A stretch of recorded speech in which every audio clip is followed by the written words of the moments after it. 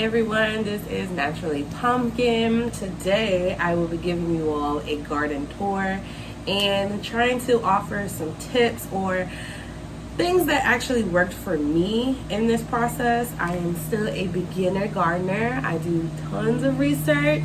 I follow a lot of YouTubers that they live, breathe planting and gardening. I started gardening because I wanted to see pretty much, can I grow my own food? I love the harvests that I have. I can share you the good and the bad of growing your own food. For instance, pests. Again, this is a learning experience. I welcome all advice or any type of tips that work for you all. I am currently in Florida, more of the northern area, so I believe I am 10A, and the heat is quite extreme, especially when it's starting to hit those high temperatures, July, August. It doesn't even tip down until pretty much August. Honestly, it's not even at its highest yet. Come along with me in my tour, and I hope you all enjoy.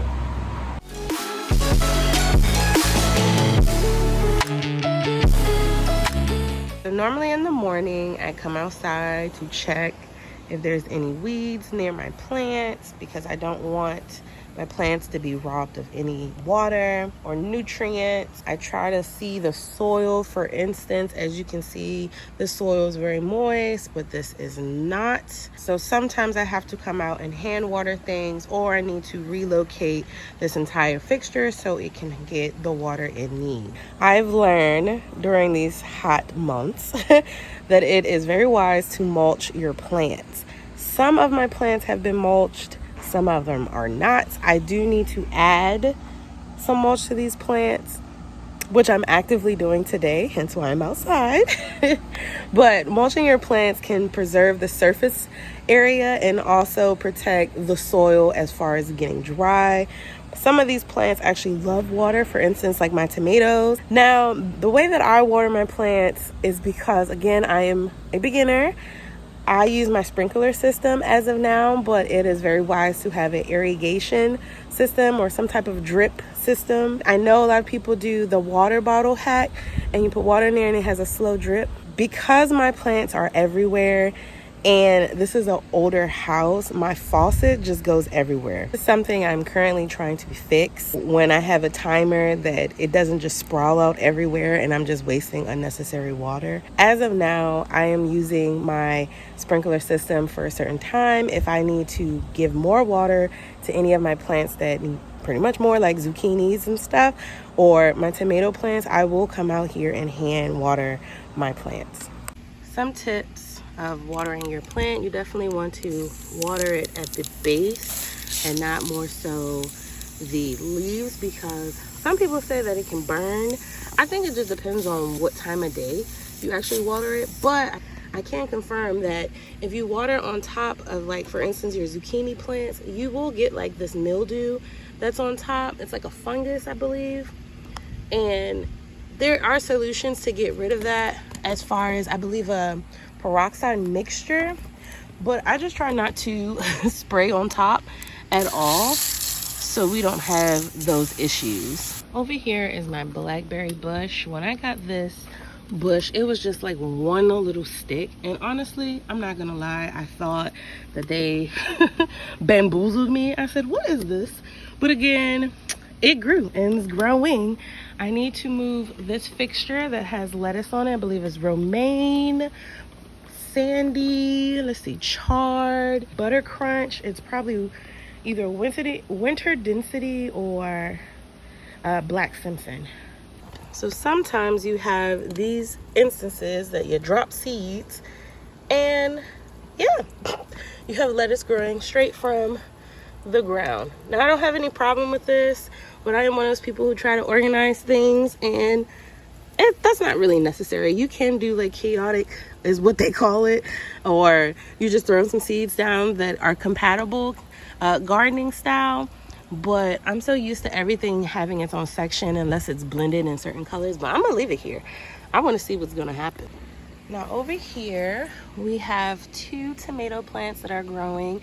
I highly suggest people to start their second round of plants like tomatoes and zucchinis and cucumbers and so on and so on, because you don't want to exert the existing ones you have from spring to continue all year round. They're probably not going to give you as much product if you start again, and it's just, you know, a part of your fall planting anyway.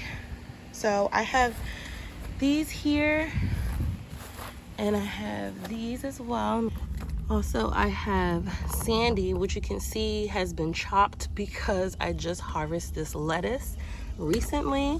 It grows in the middle, so make sure you do not cut the middle so it can continue to produce. Sandy lettuce is very heat tolerant, so I actually like this. Romaine is supposed to be kind of okay outside, but unfortunately my romaine has not been doing well at all. So I stuck with the Sandy, and I ended up planting some more of these. You want to keep doing frequent sowing of the seeds, as in like maybe every 2 to 3 weeks. I do it every 3 weeks, so I have a constant production. These 3 plants, I believe, are squashes, and I think they're squashes because I see the lighter leaves compared to how they're normally dark. Hopefully this is not mildew. I assume it isn't. So I'm gonna give it a little drinky drink. I have 3 of those plants back here. Before I had green beans back here, and I had these huge grasshoppers. I can see a dead one over here. Sorry if y'all don't like to see that, but here's a pest right here that died. And usually it comes along and bites my leaves and tries to bite my stems. So I definitely gave up on the green beans. And plus, for the green beans, it wasn't producing as much as I needed them to produce. Like, I would have to plant at least 5 or 6 so I can have a good amount of number to feed a family of 3. It wasn't enough. So if I tried again, which was amazing, I would plant way more than what I planted. Here is my raspberry bush. There's some water. So I have noticed that my raspberry bush and my blackberry bush did way better directly in the ground compared to when I had put it in the pot. Sadly, I do not know why. Still need to figure that out. But this is the growth. I got these bushes in the beginning of spring, and they weren't really doing nothing in the pot. And then I just gave in and put them in the ground. Instantly, within that week, I saw all of these new leaves grow and everything spread out. I still gave them fertilizer. The fertilizer I was giving them at first was I think it's like Miracle-Gro, and I was doing that once a week. And then I switched over to a different fertilizer. I use Burpee Enhanced Organic All-Purpose Plant Food 555. I use this more when they're like a little bigger plants, and it feeds for 3 months or up to 3 months. I also use bone meal. I use bone meal usually when it's lacking calcium, or for instance, I have like a new seedling, so I can prepare the soil, put it right at the base, and then add the seedling to it. And it's been doing well compared to what I originally was using. Now, I heard that a lot of pumpkins do not like to be transferred. This is a white pumpkin that I will end up transferring into the ground, but I haven't had any issues when I put it in its own singular pot, take this and put it straight into the ground, and then it just takes off. Now, I pulled down the pumpkin growth I had here. I had tons of foliage, but I also had vine borers and grasshoppers, and everything was eating my pumpkin stem, like literally everything. I was told that there's this clay that you can spray on your plants to basically help prevent pests. Hopefully I can find it, and I'll put it right here so you all can see. But I haven't even found that yet in my area to even do that. So unfortunately, I can't even, practice what I'm preaching. Sunflowers are definitely good for fall seasoning coming up. I do have some in here. I just wanted to see which one was better in the pot and out of the pot. Obviously, this is too many in here, and I will be directly sowing these either in this garden bed or along the fence for more privacy. But there's a sunflower here. Now you see all the pests that decided to demolish it, but this you can see is bigger, right? And it's standing straight up. I recommend you just putting it straight into the ground so you don't have to worry about transferring anything. I just didn't know if it was gonna die or not. So as you can see, this construction here, this is temporary because I had a lot of chard being demolished by the pest. But shading is sometimes really well for lettuce. And I've noticed when you put like some type of shading cloth or tarp, or I don't want to say tarp, but like shading cloth or netting, it can help prevent or cut down some of the pests that you may possibly get. Now, as you can see, I have zucchini in here. And with the zucchini, I will eventually be taking this off because they're gonna get really tall. And right now I have them adhered or tied up to this little wooden stake, which I'm gonna end up changing anyway to something that's bigger like this, because zucchinis get, if you're growing vertically, zucchinis get pretty long. So I've learned that when you grow vertically, it saves tons of space. Plus you can see everything and you have a good airflow, which you want to do. Also, I've noticed, look at this, this is bent. My poor plant. But I know that a lot of people are saying, or even research says, like keeping some of these leaves protect the plants and as far as the fruiting. But I notice when there is like a big leaf that's right next to the zucchini, I usually cut that because most of the water goes into that fruiting plant.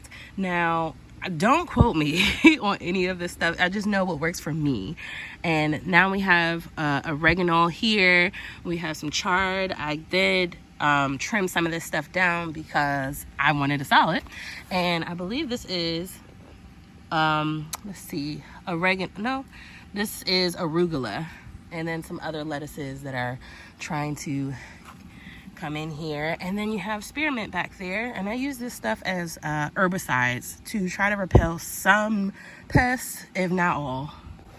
I have a hot pepper plant that's finally deciding to produce something, but I have a hot pepper plant on the other side that I bought directly from Home Depot. This plant I grew from seed. I mean, the other one I just bought from Home Depot's already in full effect. This is my bell peppers, the green peppers, and the yellow one. So you can see it's turning yellow. Turning yellow. It smells so good. There's another one. So I haven't had any issues with this plant thus far. I wish I had more. These right here are the butternut squash. I need to take these out and put them directly in the ground, which I have reservation right here to do so. And that's what I have. But I heard this was a good fall plant to put in there. Look at this. A whole leg. Wow. Over here, you have a zucchini in the middle, but you see how this zucchini is not doing as well. And this was planted at the same time that other zucchinis were planted, but they have shade and this does not. These are the squash white version variety, which it's like the squish scalloped plant. I will put a picture in so you know what I'm talking about. And these are also cucumbers on the side. My oregano is getting wild, and also my parsley is too. This plant and these two are my eggplants. You can see there's flowers on here. I love these beautiful flowers that are purple. Oh, amazing. The eggplant is actually really good, which I never knew, but I grew it because I wanted to see if I could, and I wanted to taste it. These are my old tomato plants from the beginning of the season, which I've revived, and you can see there's a tomato on here, but this has to go. I do have black tomatoes growing, so it just said, I think it's, I'm gonna write it in there. I don't know if it's black crimson, but I will, or black is black beauty. And then I have a tomato growing on the beefsteak plant, which I have 3, and this is like a 27-gallon, but I have 3 of these plants right here. And so far, tons and tons and tons of flowers, but that's the first sign of fruiting. Ooh. Haha. Parsley is right here. Not parsley. Basil is this plant, and it has grown really, really big. I heard that you can pinch right here, and then it will cause a bushiness effect. So I have done that, and I love basil because it's a great repellent to pests. This is lemon squash. I will put a picture in as well. These will not stay in here. This is sugar pie pumpkin. I have to also transfer these to the ground. Right here is also the other white pumpkin. As you can see, this is way bigger than the one that is sitting over here. Yeah, so I need to put that in the ground. I have some rosemary growing. These are all cantaloupes, and I got these cantaloupe seeds directly from the cantaloupe that I bought from the store, and they're doing their thing. This is the 100 hybrid tomato that has the little flowers everywhere. I cannot wait to try this. I heard they were very sweet. I have some sandy growing in here. They're such babies. On to the other side, I have my beautiful flowers, and I have my marigold that literally died. Marigolds are also good, guys, for repelling pests as well, but this one didn't make it. I had orange and I had a yellow. I have Rosa going, which is not heat tolerant at all. I didn't even know that was in here. I have watermelon here. I'm gonna let them branch out down here. Sadly, I don't have anything to pollinate this with. That's my second flower, but I have nothing. They all grew at their own time, and I haven't had good luck with this at all. And then these are chard and other lettuces. This is my cilantro. This is my cowhorn hot pepper. See, they have fruiting and stuff on there. I don't know if this is gonna die, but we're gonna see. This is also yellow squash here.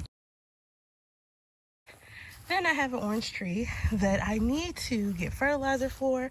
Plus, I also need to move this lettuce at the bottom of this. I didn't think this was actually going to bloom, but it did. This has to be moved. I'm scared that I'm gonna put the fertilizer in and it's going to absolutely destroy these lettuce. I think it's arugula and chard. I'm not sure. It has to come out. The reason they are in there is because I wanted to make use of all space. Again, this is probably like a gardener error. I don't know, for beginners. But how else are you supposed to learn if you just don't try? Last but not least, I have my citronella plant that is very helpful with mosquitoes. I don't have that issue. I just love the smell of this. It smells so good. This is my inside garden. This is something new. I have kale. I have the kale that is the super curly kale, and I also have the skinnier kale. I'll try to put some pictures in. I also have chard growing. As you can see, it's coming up. You can see that vibrant colors. I love that red. Winterdicity is growing in here. I believe this is Rosa. Sandy is growing in here. Romaine is growing in here with arugula and black Simpson. So don't be like me and put regular soil, as far as like soil that I had got pretty much from the nursery. Get soil that is specifically for planting inside, because you do not want to deal with any type of eggs or anything in your soil and then creates all of that madness in your house. Now, I normally don't do a lot of gardening videos because, again, like I said, I am learning. Bear with me. If you have any type of advice, any type of things that I should try to control like pests, or what I should try to grow, please let me know in the comments below. I hope I was able to offer at least some type of tips. Some of them are accurate, but again, this is just stuff that I do. And I hope you guys have great journeys in your gardening, and I hope to see you again. Bye.